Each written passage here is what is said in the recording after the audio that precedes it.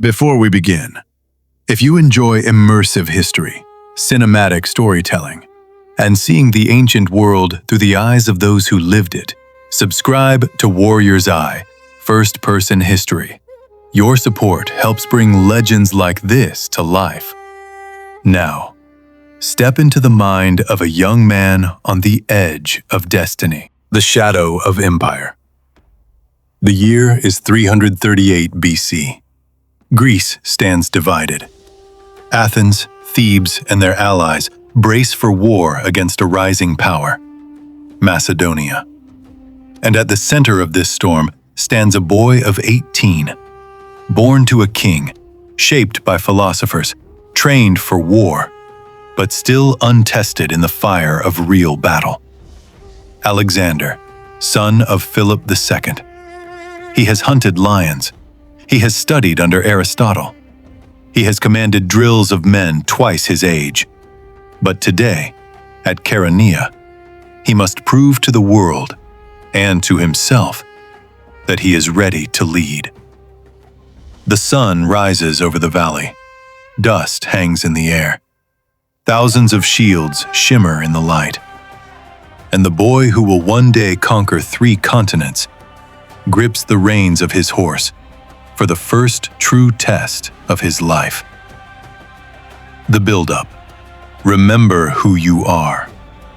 Macedonia stands in disciplined silence.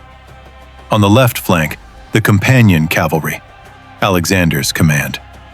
In the center, the impenetrable Macedonian phalanx. On the right, King Philip himself, calm, calculating. Across the field, a sea of Greek shields. The Sacred Band of Thebes, undefeated. Athenian hoplites, proud and unbroken. Thousands ready to crush this northern kingdom once and for all. Philip rides to his son. Hold the flank. Watch the line. Your moment will come, but you must seize it, Alexander. You nod, but your heartbeat is a drum against your ribs. Your hands tighten on the reins. Your horse shifts beneath you, sensing the tension. This is no drill, no hunt, no training ground. This is war. The air is thick with dust. You draw a slow breath, tasting iron, sweat, and the distant smoke drifting over the hills. Somewhere behind you, a horse snorts, pawing at the ground as if sensing what is about to come. Every sound feels sharper. The creak of leather straps, the rattle of shields, the low murmur of thousands of men waiting for the command that will decide their fate. You glance toward your father. Philip sits tall in the saddle, calm as carved stone. Yet you know the storm behind his eyes. This is not merely a battle for dominance. It is a battle to reshape Greece, a battle to open the world beyond these mountains. And for you, it is the first step toward everything you have ever imagined.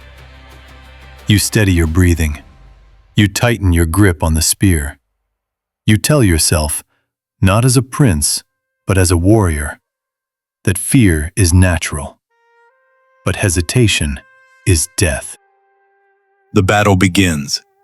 The first advance. The horn sounds, a low, thunderous note rolling through the valley.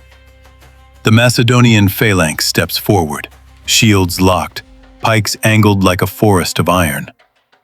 But the Athenians push back, shouting, roaring, slamming spears against shields. Dust rises into the sky. Metal clashes. Men scream and strain. Alexander watches, waiting for the sign, waiting for the moment Philip promised. Philip's feigned retreat, the trap set. And then, slowly, deliberately, Philip pulls his right wing back, step by step, a retreat. The Athenians cheer. They press forward, harder, faster, desperate to break the Macedonian center. But to Alexander, it looks too perfect, too controlled, too precise. POV, Alexander's thoughts. He's drawing them in. Minutes pass like hours. The lines grind together, shield against shield, spear against armor. Dust rises so thick it dims the sun, turning the battlefield into a vast, swirling haze. You can barely see the far flank, only the shapes of men, the flashes of bronze, the rippling motion of the phalanx pushing forward, step by step. Your horse shifts beneath you, restless, sensing the growing tension.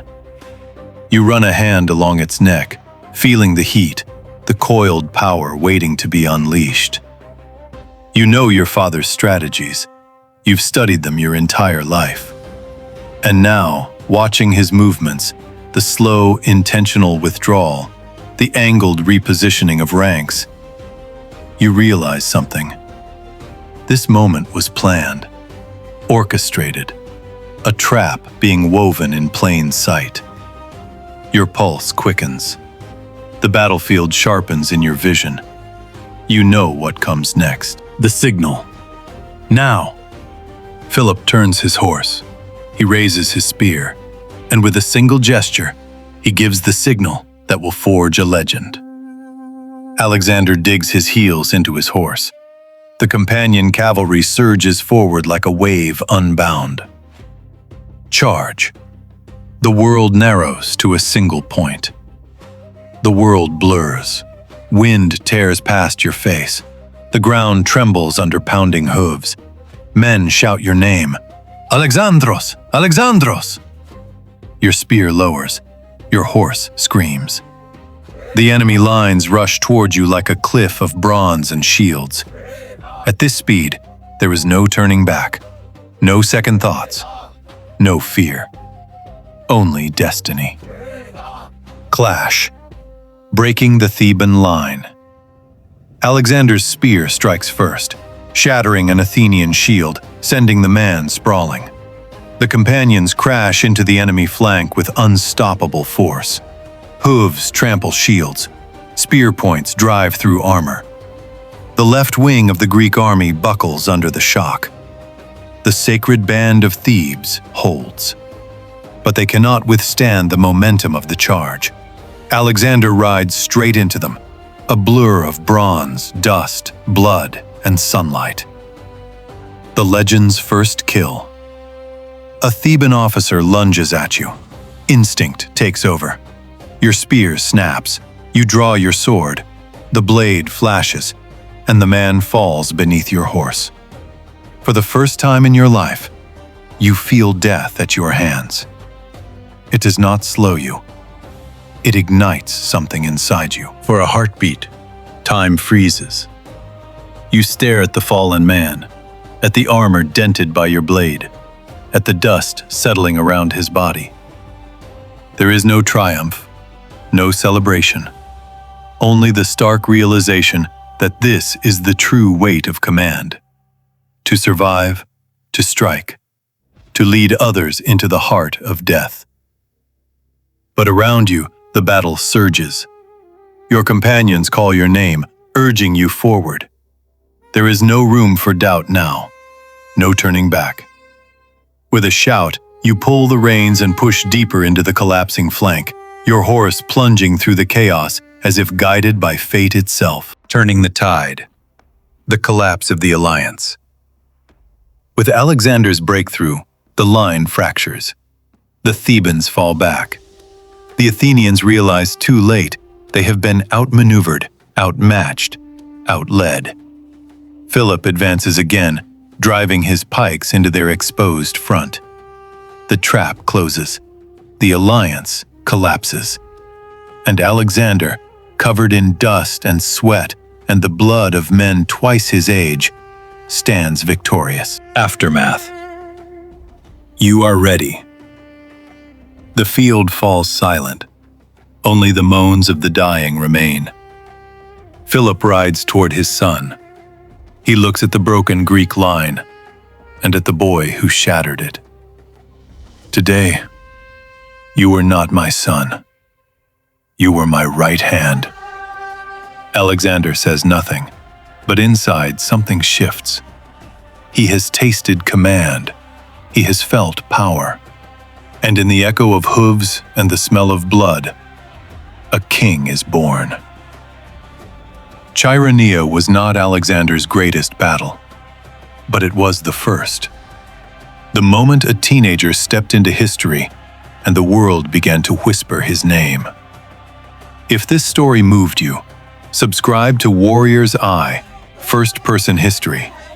New battles, new legends, new worlds through the eyes of those who lived them.